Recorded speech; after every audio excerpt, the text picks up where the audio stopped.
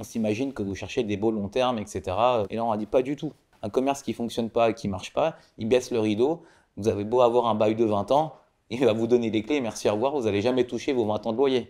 Donc ce qui est important, c'est d'analyser la performance du locataire. Ce qui m'intéresse par contre, c'est de m'assurer que le loyer ramené sur le chiffre d'affaires, un taux d'effort, donc ce qu'on appelle un taux d'effort, est soutenable pour le locataire pour qu'il puisse et qu'il est content et qu'il est capable de générer des résultats. Et là, vous savez que le locataire va rester puisque son actif, il est contributeur, il génère un résultat. C'est ça qui est important. On est capable du coup d'acheter des actifs avec des rendements plus élevés parce que le marché aujourd'hui, quand vous avez un bail long terme ferme, long, le taux de rendement est plus bas. Alors que c'est antinomique.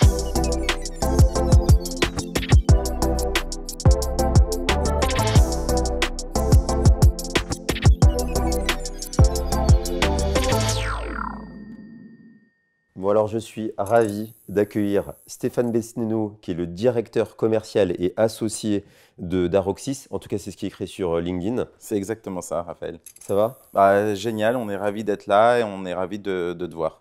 Bon, bah top. Et puis aussi ton associé, Ara Adjenian, qui est fondateur d'Aroxis. Exactement. Bonjour Raphaël. Bienvenue, on ne se connaît pas encore très bien. Et donc, j'ai hâte qu'on en sache un petit peu plus sur toi. Tout pareil.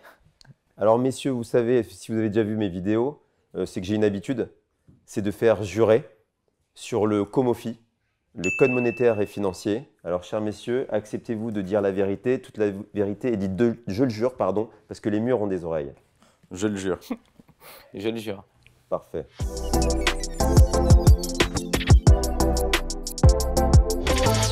Dézoomons, et déjà, est-ce que vous pourriez nous présenter la société de gestion Aroxis? Honneur au fondateur. D'accord. La société de gestion à Oxys, donc je l'ai fondée il y a 18 mois, partant de deux principes. Essayer de donner en gros de la gestion, la qualité de gestion en expertise institutionnelle, parce que je viens du monde institutionnel, aux investisseurs du grand public. Et sur des bases solides, en essayant de faire venir des talents autour de moi et en associant, j'aurais trois pôles qui sont pour moi les trois pôles qui sont les plus importants pour tenir et gérer sur le long terme une société de gestion.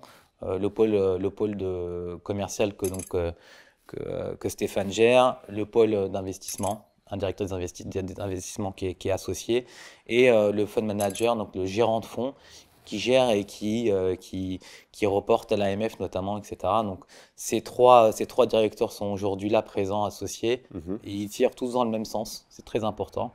Pour donner une qualité et tirer surtout dans l'intérêt de l'investisseur, avec la qualité de l'investisseur. Donc ok, très bien. Donc une société de gestion qui vient un peu du monde institutionnel pour aller un peu sur une clientèle plus retail, comme on dit, de particuliers. Exactement. Je veux juste répliquer toute la qualité des process institutionnels que j'appliquais au grand public, autant pour acheter un actif à 100, 200 millions d'euros, appliquer les mêmes méthodes à un actif qu'on achète dans une SCPI de 2, 5, 10, 20 millions d'euros. L'idée, c'est vraiment ça. C'est quand on est associé, on tire tous dans le même sens et dans l'intérêt du client. Et le mot d'ordre et le résumé en fait de ce qu'on veut faire avec Aroxis, c'est quoi?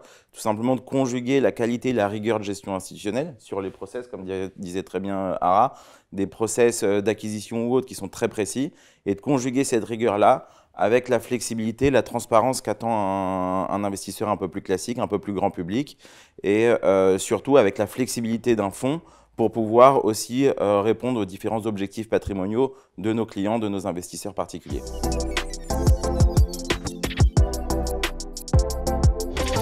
Alors maintenant, c'est ma question un peu Mireille Dumas.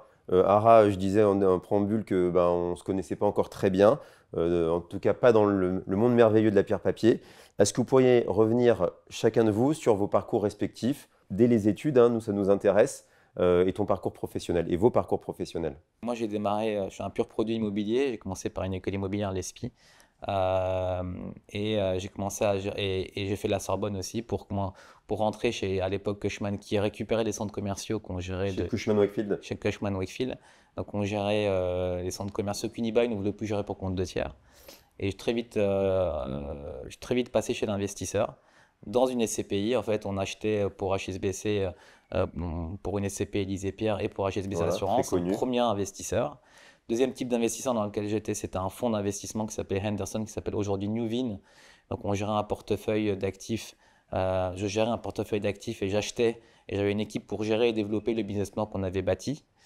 Et enfin, je suis passé par un private equity nord-américain qui s'appelle Tora Equities. On a acheté des actifs mixtes de centre-ville sur des artères prime pour créer de la valeur, soit par de la restructuration physique, soit par de la renégociation des De baux, la renégociation de baux. renégo D'accord. de bail et d'éviction. Et donc, partant de cette expérience, j'ai voulu me lancer dans l'entrepreneuriat. J'ai lancé une plateforme et je me suis associé avec mon ancien actionnaire pour lancer la société de gestion de la plateforme française de Mimco, Mimco Asset Management, D'accord. que j'ai quitté parce que j'ai voulu, je dirais, teinter une société de gestion à ma colorométrie, en fin de compte, en m'entourant des personnes et À en ta mettant, colorométrie, oui, c'est beau. à Non, ma c'est teinte, en fait, à mon, ouais, à ton ouais, ADN. exactement, mon empreinte. Je voulais mettre une empreinte et puis, en fait, développer cette gestion institutionnelle et le répliquer sur le grand public et l'offrir au grand public. D'accord. Donc un bon parcours, peut-être de quoi? De combien d'années? 20, 15? 25 ans. Ah oui, 25 ans. Ouais. Tu fais plus jeune que ça, mais on voit qu'il y a de l'expérience. Et toi alors, mon cher Stéphane? Alors moi, c'est complètement différent et je pense que c'est aussi une des qualités qu'on a au sein de l'équipe, c'est d'avoir une équipe qui est complémentaire. Moi, j'ai commencé mes études avec des études purement financières à l'université Paris-Dauphine. D'accord. Et puis très rapidement, je me suis engagé dans la voie du conseil en gestion de patrimoine. Mhm. Donc j'ai fait ça pendant 7 ou 8 ans. Tu étais CGP, J'étais CGP pendant comme un 7 peu ou me 8 ans. dirait l'autre, conseiller gestion de patrimoine. Exactement. Et donc, j'ai accompagné des clients pour répondre à différents objectifs patrimoniaux, hein, préparation à la retraite, transmission, constitution de patrimoine. Et cette ADN terrain, elle a été très importante pour moi. Puis en 2019, je suis passé de l'autre côté de la barrière en rejoignant des sociétés de gestion, D'accord. une principalement. Et j'avais une très forte appétence pour mes clients, en tout cas à l'investissement immobilier. Donc, j'ai rejoint des sociétés de gestion qui proposaient des solutions d'investissement immobilières. Comme, On a eu un peu de tout, mais on a eu un gros fonds immobilier qu'on a lancé qui était accessible via des contrats mais d'assurance vie principalement. sur quelle société t'es passé? Chez Turgot, et après on a été racheté par Foncière Magellan, donc Turgot, Foncière Magellan, et qui est maintenant Magellan Imrem. D'accord. Qu'une SCPI qui s'appelle Foncière des praticiens. Aussi, voilà. Donc, quand même une vision assez globale du monde de l'immobilier avec du Club Deal, de la SCPI, du fonds pro et aussi des unités de compte immobilières dans les contrats d'assurance vie. D'accord. Et c'est vrai que j'ai rencontré Ara fin 2024 et j'ai tout de suite eu un feeling qui était assez bon et j'ai adhéré au projet. Donc, j'ai rejoint Ara pour lancer ce beau bébé Aroxis dès le début de l'année 2025. Et ben, tu fais le rebond parfait. Justement, j'allais vous dire, ben, voilà, la réunion, cette complémentarité, c'est quoi un petit peu la genèse? Puisqu'aujourd'hui, on est là pour se parler de votre nouvelle SCPI, votre nouveau bébé, issu de cette société de gestion Aroxis qui s'appelle NewGen, le fruit de cette rencontre, Ouais. là en Ça a 2024, été fin lan- 2024. Cette rencontre fin 2024, oui. Fin 2024, voilà. Donc, est-ce que vous pouvez nous parler de ce NewGen? Alors, NewGen, c'est un fonds, c'est une SCPI qui est partie d'une page blanche. On s'est mis autour de la table et puis on a dit, bon, quel est l'univers aujourd'hui d'investissement dans les SCPI et qu'est-ce qu'on peut apporter de plus? Parce que Ça, on a un c'est une bonne univers qui est question. assez large Ouais. et l'idée, c'était de dire comment est-ce qu'on peut apporter notre pierre à l'édifice, comment est-ce qu'on peut apporter quelque chose de nouveau et d'intéressant pour l'investisseur. Donc, on a écrit les bases d'un projet, d'une SCPI, en se disant, voilà quelles sont les idées qu'on pourrait avoir. Et autour de la table, en fait, il y a plusieurs personnes, mais plusieurs personnes qui viennent d'univers différents. Moi qui apporte un peu ma vision terrain, c'est-à-dire qu'un investisseur, je sais ce dont il a besoin, parce que je les ai fréquentés pendant de nombreuses années, Donc, la vision client. la vision client. Et Ara et Olivier de l'autre côté de la table, qui eux représentent la vision purement immobilière en disant, bah, oui, j'entends la vision client, mais la SCPI, c'est avant tout quand même de l'immobilier.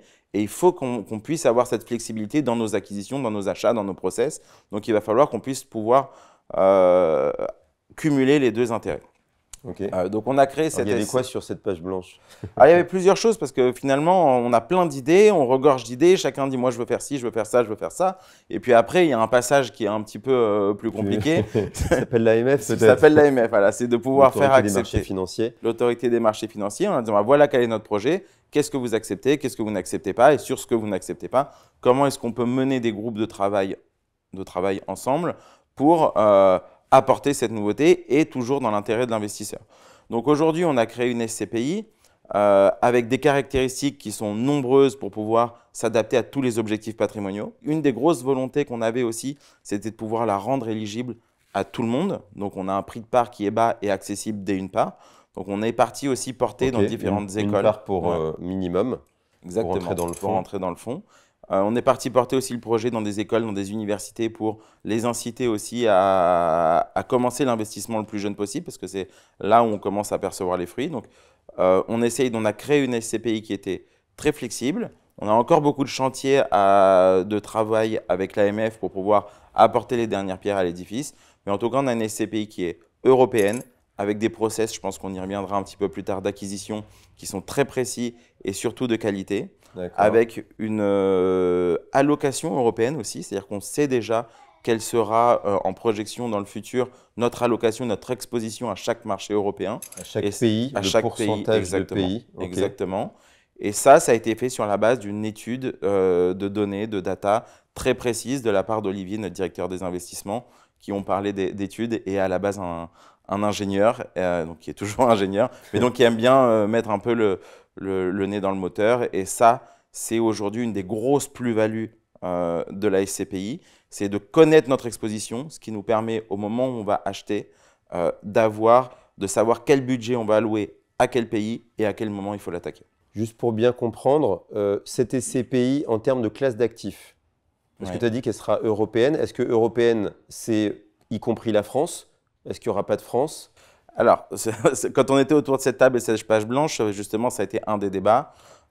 Moi, je disais, les investisseurs aujourd'hui, ils veulent plus d'investissement en France pour des raisons fiscales. Parce qu'il n'y a pas les prélèvements sociaux. Il n'y a pas les prélèvements sociaux dans les autres pays européens. Et il y a un prélèvement à la source qui est fixe. Et donc, quelle que soit l'évolution de nos revenus financiers, on sait à quelle sauce on va être mangé. En France, on a une imposition qui est un peu plus mouvante, qui s'adapte aux revenus de chacun. Et donc, c'est toujours difficile quand on s'engage sur 20-25 ans, durée de moyenne détention d'un patrimoine, de savoir à quelle sauce on sera mangé. Donc moi, je dis, il ne faut pas de France. Et Olivier et Ara, de l'autre côté, nous disent, on entend ce besoin T1, sauf que nous, on pense qu'il y a de belles choses à faire en France. Il y a de la rentabilité à aller chercher. Et donc, Olivier dit, laissez-moi faire le travail, je vais récupérer de la donnée macroéconomique, économique, immobilière, et puis je vais voir quelle est l'allocation la plus résiliente possible. En fait, je vais tester ça, et puis on va voir.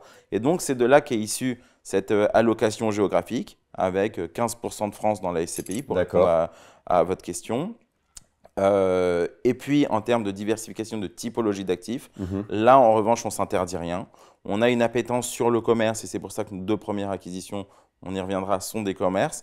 Mais on a aussi un pipe avec de la logistique, avec de la santé, avec d'autres choses. La SCPI, c'est un produit pour le grand public. Aujourd'hui, les clients aiment bien aussi savoir quelle est la structure de frais, puisqu'il y a des CPI dites sans frais de souscription et des CPI à frais classiques. Quel a été votre choix? Je reviens juste à la genèse de la première question et je vais répondre à votre question. Mais la genèse, c'est en effet, elle s'appelle New Gen New Gen, c'était parce qu'on voulait en effet viser les jeunes. Et c'était un petit peu partant de mon expérience de petit investisseur que j'étais quand j'ai démarré et à acheter des petits studios, à gérer des petits studios moi-même.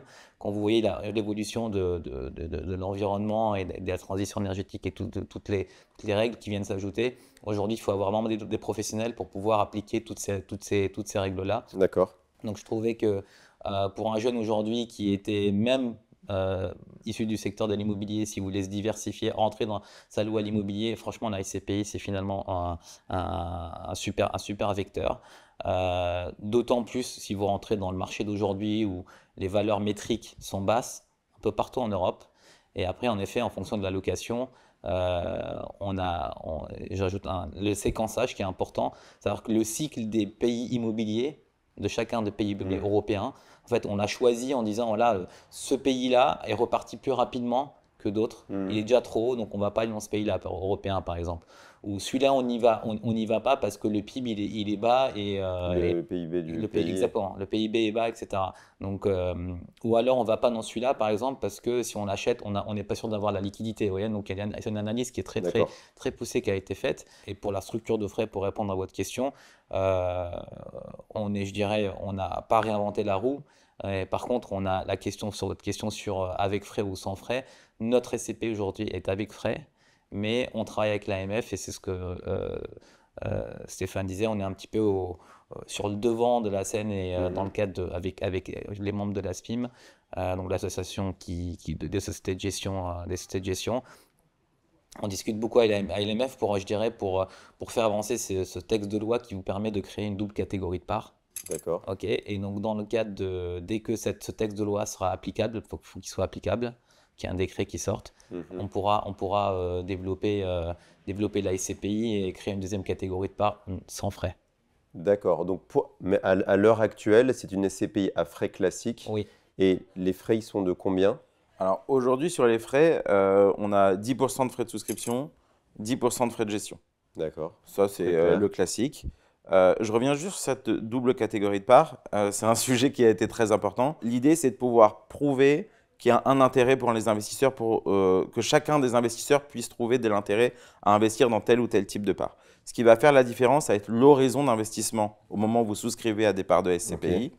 Et donc, si vous souscrivez avec un objectif d'investissement de plus de 20 ans, il vaut mieux prendre une SCPI avec Avec des frais de frais souscription. classiques. Si vous avez un délai plus court pour préparer les études des enfants ou autre, dans ces cas-là, il vaut mieux aller sur une SCPI sans frais. Ça, c'est de manière générale. Maintenant, aujourd'hui, et ça, c'est important, on l'a évoqué souvent ensemble, on est dans une période qui est dite de phase sponsor, c'est-à-dire qu'on accompagne les investisseurs, les premiers investisseurs qui nous font confiance. Et sur cette phase sponsor, il y a une réduction des frais de souscription jusqu'au Ah, 31 bonne décembre, nouvelle pour les qui fait clients. qu'aujourd'hui, on est dans une catégorie de parts qui est plus intéressante que même la part sans frais, quel que soit l'horizon d'investissement. D'accord, un avantage commercial parce que la SCPI est en lancement. Exactement.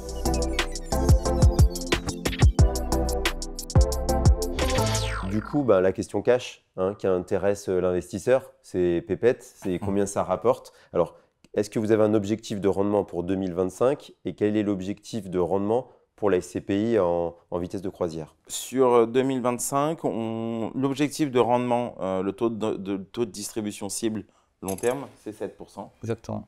Validé par ARA. Exactement. validé par ARA, et c'est ARA qui s'engagera sur le taux de distribution pour 2025. Écoutez, le taux de distribution 2025, on va tenir ces 7%. L'idée, c'est pas de surenchérir parce qu'aujourd'hui, il y a des taux de Oui, distribution qui sont bien supérieurs que celui-là. L'idée, c'est d'avoir une SCPI ou des acquisitions qui sont la preuve. En fait, on a une première acquisition qu'on a faite à 8%, et on a une deuxième qui arrive encore à 8%. Donc, qui vont nous permettre de réaliser cette distribution. L'idée étant de mettre des réserves et de pouvoir tenir sur le long terme D'accord. cet objectif cible, et de rendre son rendement cible, on va dire, résilient sur 20 ans, parce que sur le long terme, puisque comme le soulignait Stéphane, la SCPI, c'est un investissement sur le long terme. Après, je rappelle une chose, c'est que le rendement cible, il est jamais garanti. C'est bien un disclaimer. Le disclaimer est déjà fait. Je rajoute juste un élément parce que c'est important. J'ai Ouais. fait la moue au moment où il évoquait les deux premières acquisitions. Il disait à 8%. On est au-delà de 8% C'est sur vrai. les deux premières acquisitions. Ouais, ça.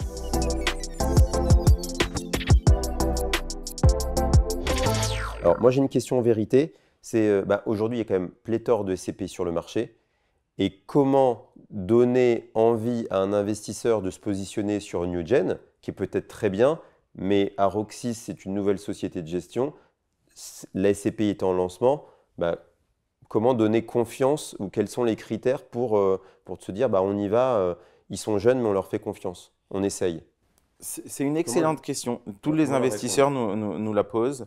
Comment est-ce qu'on sélectionne en fait un fonds qui est jeune et comment est-ce que on prend la décision d'y aller ou de ne pas y aller?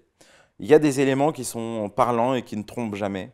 C'est la priorité, c'est déjà d'abord de voir la constitution de l'équipe. C'est-à-dire quel est son track record, quel est son historique. Maintenant, on connaît Qu'est-ce le qu'elle a track fait? d'Ara. On connaît le track d'Ara et notamment son expérience très pan-européenne. C'est-à-dire qu'il a investi pour des sociétés qui avaient beaucoup d'argent à investir et donc ça lui a permis d'aller visiter, de voir ce qui se passe. Donc première chose, c'est regarder l'historique et les expériences de l'équipe. Je pense qu'on n'a pas à rougir de l'historique et de l'expérience de notre équipe par rapport à d'autres SCPI qui sont déjà bien implantés. D'accord. La deuxième chose qui est très importante, c'est aussi de voir qu'est-ce que propose d'autre la société de gestion. Moi, j'aime bien avoir des sociétés de gestion qui ont une offre qui est un peu plus étoffée, un peu plus élargie que simplement du monoproduit SCPI. Ça permet quoi? Ça permet quand on va identifier des actifs. En fait, le secret, on parle beaucoup des SCPI, on a parlé de frais. on a parlé des avantages de notre SCPI, on a parlé de l'AMF, on a parlé plein de choses. La SCPI, on remet l'église au milieu du village, c'est de l'immobilier. Donc, comment est-ce qu'on achète au mieux l'immobilier?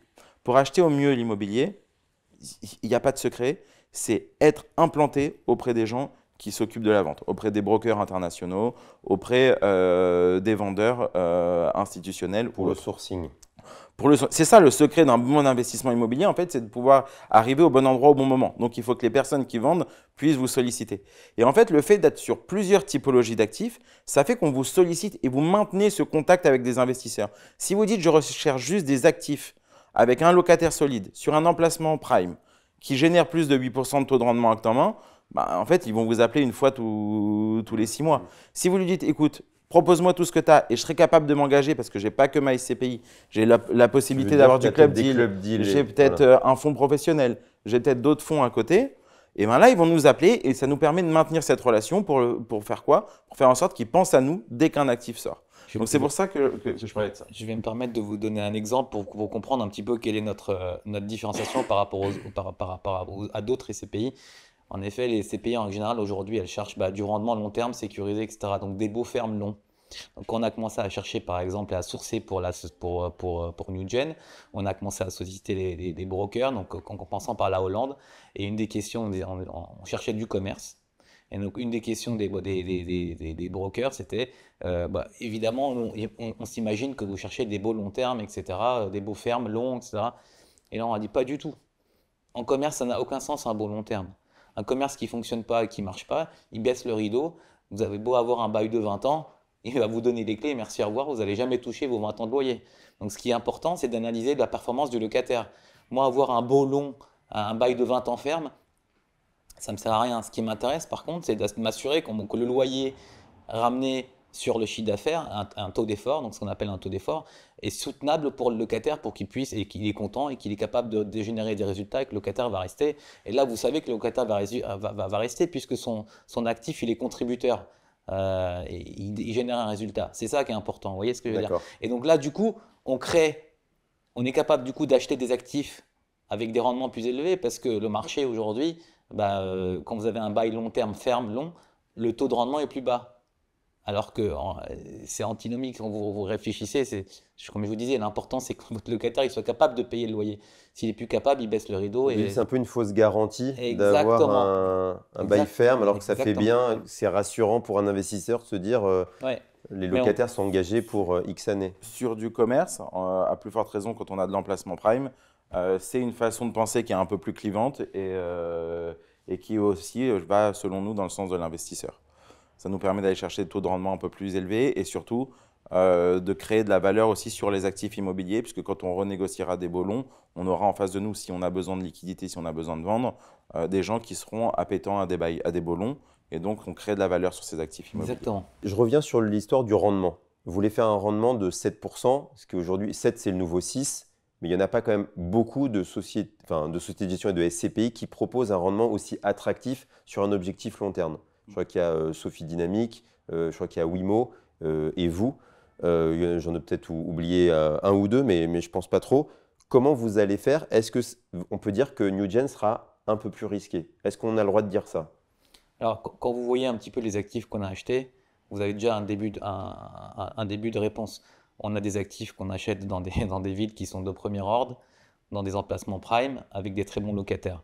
Donc la réponse à votre question, c'est non. Une des réponses elle a déjà été apportée un peu par Stéphane, par ce qu'il vous a donné, c'est qu'on a une stratégie pour aller chercher du rendement par une analyse qui est antinomique par rapport à ce qui est fait sur le marché. Comme par exemple ce que disait Stéphane, on achète des rendements plus élevés, mais pas forcément plus risqués parce que le locataire, on sait qu'il performe puisqu'on a son chiffre d'affaires. Parce que vous analysez sur le rapport son chiffre d'affaires par rapport au loyer, exactement, son taux d'effort. Exactement. Et donc d'une fois qu'on arrivera à la fin du bail, qu'on renouvellera, si on est capable de renouveler évidemment avec un bail ferme long, mathématiquement, on va pouvoir, je dirais, capitaliser et valoriser l'actif à un rendement et le vendre à un rendement plus bas. Vous êtes déjà sur la revente? Non, mais c'est important. Aujourd'hui, on a eu beaucoup de sujets sur les liquidités, sur des actifs qui étaient impossibles à revendre par d'autres sociétés de gestion. Et puis, du coup, ça a remis en question la qualité des investissements qui ont été faits par certaines sociétés de gestion et certaines SCPI. Nous, ce qui est important de dire, c'est l'objectif, c'est de le garder le plus long terme possible. En revanche, on sait que si jamais on devait vendre un actif à un moment donné, il aurait une valeur qui serait supérieure à la valeur à laquelle on l'a acheté. Et c'est ça la priorité pour nous, c'est de dire oui, on travaille d'un revenu locatif, mais on doit avoir des actifs aussi qui sont liquides au cas où on a un sujet de liquidité sur la SCPI dans 15, 20 ou 35 ans.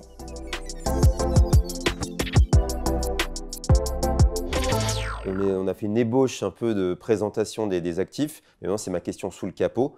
Est-ce que vous pourriez présenter alors ces premières acquisitions? On a parlé de notre allocation européenne et Ara a précisé en disant il y a un séquençage et on va y aller pays par pays. La première chose qu'on a faite, c'est de se dire quel pays on a envie d'attaquer aujourd'hui. Là, la question elle a été très vite répondue. On a dit on va aux Pays-Bas pour 3 raisons. Troisième pouvoir d'achat européen, consommation en hausse, salaire en hausse. On a dit bon, tout va bien aux Pays-Bas. C'est pas la France. On y va. Je ne dirai rien sur la France, mais en tout cas, tout va bien aux Pays-Bas. Donc on y va. Et on a une volonté, faut regarder la réalité des choses, une petite équipe, une petite société de gestion, on est 7 aujourd'hui chez Aroxis, et donc on n'a pas la capacité, la prétention de dire, moi je vais saisir des opportunités en Espagne, au Portugal, au Royaume-Uni, aux Pays-Bas, en France, et puis envoyez-moi tout ce que vous avez, et puis je vais étudier. C'est dire non, on va étudier pays par pays. Et donc, on a dit, on va aux Pays-Bas, on sait quel est le montant qu'on doit déployer aux Pays-Bas pour respecter notre allocation, notre exposition cible aux Pays-Bas. Et donc, on a une équipe qui va régulièrement sur place, pour s'apercevoir est-ce que mes emplacements sont vraiment bons, qui va à différents jours. Quand on parle de commerce, quand je vais dans une zone commerciale, c'est bien d'y aller un vendredi, mais si c'est le jour où il y a le plus de monde et que le lundi, il n'y a personne, ça prend un peu plus de risques. Donc, on y va à des moments différents, à des jours différents, et ça permet de ressentir le marché dans un pays. Donc, Olivier, notre directeur des investissements, il va régulièrement là-bas pour parler avec des gens sur place, des locaux et ressentir. Donc, on a 2 acquisitions aujourd'hui qui sont 2 commerces. Un premier à Breda, sur une boutique dans une rue piétonne, ultra commerçante, dans une rue dans laquelle on retrouve des enseignes comme Zara, comme H&M, comme Levi's, vraiment ultra commerçante, avec un taux de rendement acte en main supérieur à 8, puisqu'on est à 8,10%, et un locataire qui est solide, puisque c'est un locataire qui fait plusieurs centaines de millions d'euros de chiffre d'affaires, qui a plus de 300, qui a un peu 283 boutiques actuellement, mais qui devrait finir l'année à plus de 300 boutiques. Donc on a un locataire solide, un emplacement prime, qui s'appelle Eisenbors, un opticien qui est présent dans 5 pays, Autriche, Suède et Benelux. D'accord, ok. La deuxième acquisition, c'est toujours aux Pays-Bas et toujours un commerce, où là, on est toujours dans une rue piétonne et la cellule à côté de nous, c'est un Zara. Donc, généralement, quand on a des Zara, on sait que les emplacements sont bons. La locomotive. Mais on a aussi, parfois, dans le commerce, des emplacements à 2 cellules près qui peuvent être plus ou moins bons. Donc là, on est vraiment collé à ce Zara-là. On a un emplacement qui est noté quand même comme étant un emplacement premium. Un locataire qui est une enseigne cotée, et on est sur une succursale, on n'est même pas sur une franchise, qui a plus de 3000 boutiques, qui fait 12 milliards d'euros de chiffre d'affaires, qui s'appelle JD Sport et qui est en pleine expansion. Ça marche bien, il y a une boutique sur les Champs-Élysées, entre autres, et il y en a un peu partout. Donc, on a aujourd'hui 2 acquisitions en placement prime locataire de premier ordre, taux de rendement acte en main supérieur à 8, et la 3e acquisition qui est dans le pipe, c'est une acquisition là où on va apporter un peu de diversification, qui devrait être de la logistique. Toujours aux Pays-Bas, qui serait notre dernière acquisition aux Pays-Bas.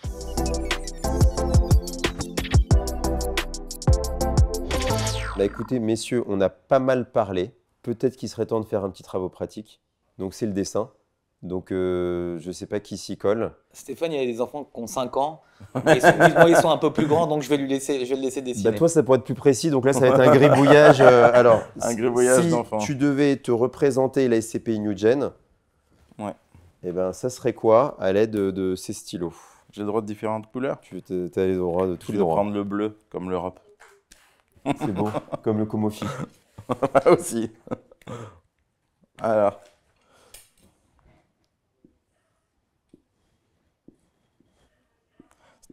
C'est toujours compliqué cette question. Ah, c'est ma question préférée, moi. Par contre, il n'y a pas de quoi... Il n'y a pas de quoi effacer, hein. C'est fini maintenant. Pas d'erreur.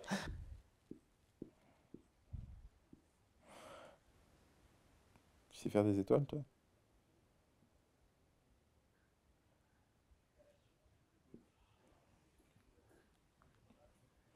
Bon, on va le laisser comme ça.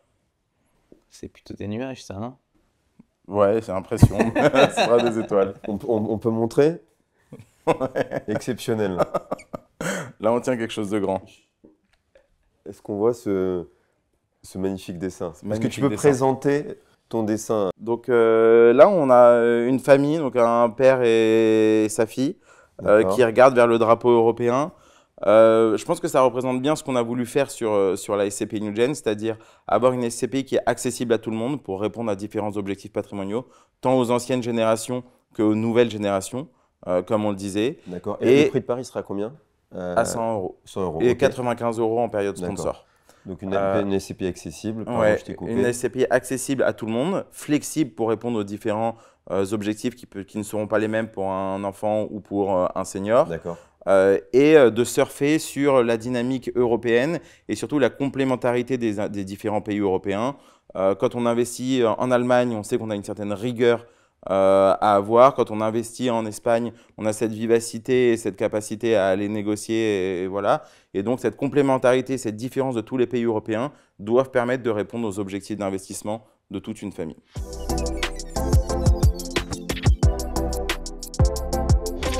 Alors, fort de tout ça, si on devait résumer en une seule phrase la SCPI New Gen, ce serait quoi? La qualité de gestion réservée aux institutionnels devient une réalité grâce à NewGen. Ok, très bien.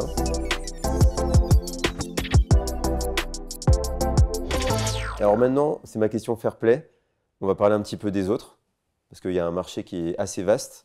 Si vous deviez investir à titre personnel dans une autre SCPI, ce serait laquelle ou lesquelles et pourquoi? Alors moi, j'en ai une dans laquelle j'ai toujours voulu investir, mais jamais réussi, il y a déjà 20 ans. Et j'avais déjà, j'ai envie de dire, le flair. C'est Immorant. D'accord, de la maison Immorant parce Sophie elle a su, je dirais, c'est une des CPI, on va dire, qui est gérée par une très grande maison, et qui a plus de 4 milliards, si je ne me trompe pas, qui a su garder sa valeur de part stable, voire qui augmente au fur et à mesure des années. Ça Ouais, fait la part, plutôt. elle a plus que doublé depuis son démarrage. Exactement. Elle a 30 ans et aujourd'hui, elle a un TRI pratiquement à 2 chiffres. Donc elle a su, je dirais, collecter, mais à un rythme de grand prince sans aller surcollecter. Parce qu'il faut D'accord. savoir un petit peu gérer la collecte pour pouvoir avoir ses performances. Il faut savoir s'arrêter d'acheter, donc arrêter de collecter. Et donc Immorant, franchement, c'est un vrai exemple. Donc on va essayer de répliquer ça sur NewGen en achetant calmement et sereinement plutôt que rapidement et à tout va. Stéphane, c'est votre réponse collégiale ou... Moi, c'est une réponse collégiale. Je partage. Quand on a un TRI depuis la création qui est près de 10%, malgré les crises successives et malgré tout ce qui a pu se passer depuis 30 ans, on peut que tirer son chapeau. Ok, très bien, ça va leur faire plaisir.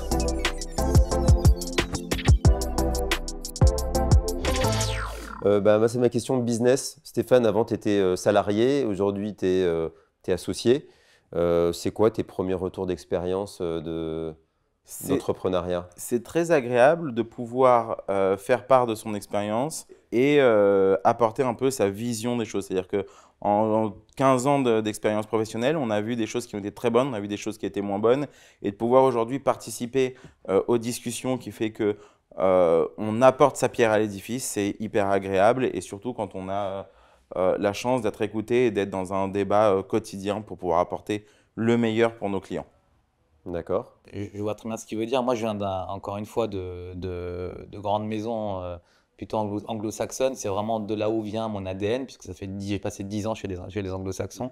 Et à chaque fois que vous achetez un actif, vous l'achetez de façon collégiale. Vous avez 10, 15 personnes qui prennent une décision ensemble. C'est jamais une personne, c'est à la fin évidemment une personne qui donne le go. Mais en réalité, s'il y en avait une ou deux ou trois qui étaient très négatives, en règle générale, on n'achetait jamais l'actif. Donc, j'essaye d'instaurer cet échange avec tous les associés de la société de gestion. Alors, vous vous êtes rencontrés et le courant, il est très vite passé pour s'associer, cette association. Comment vous avez su que vous teniez le bon en face de vous? Voilà, ce serait quel conseil vous donneriez aux futurs entrepreneurs qui voudraient peut-être s'associer? Alors c'est surtout lui qui m'a choisi, donc je vais laisser répondre. C'est avant tout des qualités humaines et un feeling de la personne vous partagez les mêmes valeurs. Quand vous voyez une fois, deux fois, trois fois, vous échangez pas que sur le marché, mais tout le reste, j'ai envie de La dire. vie. Exactement. Donc c'est D'accord. avant tout des valeurs. Et évidemment, ses qualités, son expertise, était un triptyque en fin de compte que j'ai retrouvé chez personne d'autre. La connaissance du marché des CGP, donc des conseils en gestion de patrimoine, la connaissance de la digitalisation de l'offre qui est aujourd'hui une obligation. Ça, il sait gérer ça. Il a travaillé pour une structure qui... Éditeur de logiciels. Exactement. Et puis troisième point qui est important aussi, c'est une compréhension de l'investisseur et du club deal et de l'investissement auprès d'investisseurs professionnels ou institutionnels. Ouais, donc enfin, vous êtes très complémentaires. C'est chacun à son poste, monsieur immobilier et monsieur Terrain. terrain, distribution, Exactement. distributeur. Exactement. Ok, très bien, très clair. Bah, le temps passe. On arrive déjà à la fin, donc j'ai envie de vous proposer quand même une fin un peu plus sucrée. Bah, quels sont vos bonbons préférés? Alors moi, c'est Crocopic. Hein. Alors, Crocopic, ben voilà, je l'ai trouvé assez Merci. facilement. Donc, merci en plus à toi Je d'aimer les des donnerai à bonbons mes enfants. bien distribués. Et moi, c'est assez classique, c'est Frestagada. Voilà. Et ben voilà. Merci Raphaël. Il y en a beaucoup trop pour moi, donc je vais les partager. Enfant ou collègue? Ah, les collègues, les enfants, ils sont grands, ils sont plus sur de la Frestagada, malheureusement. Bon, merci messieurs. Merci Raphaël. Vous revenez quand vous voulez. Et merde pour New Gen. Merci Raphaël, en espérant pouvoir compter sur toi. Je l'espère aussi.